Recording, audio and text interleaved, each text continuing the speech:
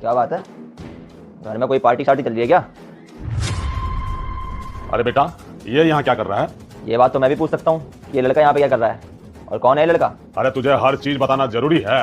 अगर ये जानना ही चाहते हैं तो बता दीजिए ना, इसमें दिक्कत ही क्या है। मैं आपका दामाद हूँ, मेरी और साक्षी की शादी होने वाली है।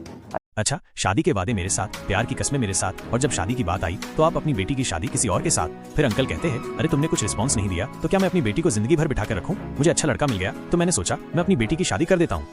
अब फालतू का ड्रामा मेरे पास मत कीजिए। आप क्या दिखाना चाहते हैं मुझे? ये अरेंज मैरिज हो रही है? नहीं, ये मैं जानता हूँ। आपकी बेटी का चक्कर इस लड़के के साथ कितने दिनों से चल रहा है? भाई तू बता, कितने दिनों से चल रहा है? जी 1 साल से। इसका मतलब ये लड़की हम दोनों को 1 साल से चीट कर रही है। अंकल जी, आपको पैसा कमाने का कोई और तरीका नहीं सूझा? आपकी बेटी मुझसे बार बार पैसे ऐंठती थी, कभी बीमारी का बहाना तो कभी बिजनेस का, लेकिन अब मैं जान गया हूँ, एक एक पाई वसूल करके रहूंगा। कहूंगा हमसे उधार पैसे लिए, नहीं दे रहे वापस।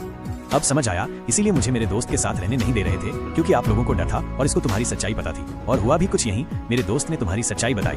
फिर शेखर उस लड़के से पूछता है, भाई बिना पैसे लिए तो तुम्हें भी नहीं बख्शा होगा, तुमसे कितने पैसे ऐंठे हैं इन्होंने? लड़का कहता है 3 लाख। अच्छा हुआ भाई, तुमने सही समय पर आकर मुझे बचा लिया। शेखर कहता है, तुम भी इनसे पाई पाई वसूल करना। रुको, मैं पुलिस को फोन करता हूँ।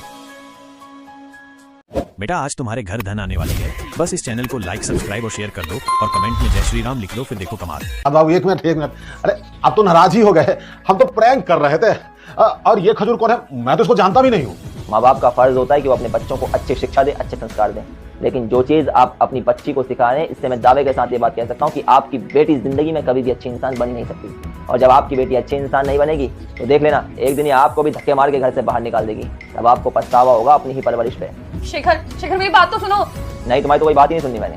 तुम्हारी वजह से ही मैंने अपने इतने अच्छे दोस्त से दोस्ती तोड़ ली थी। अरे इसने तो मेरे को। Hello, police station.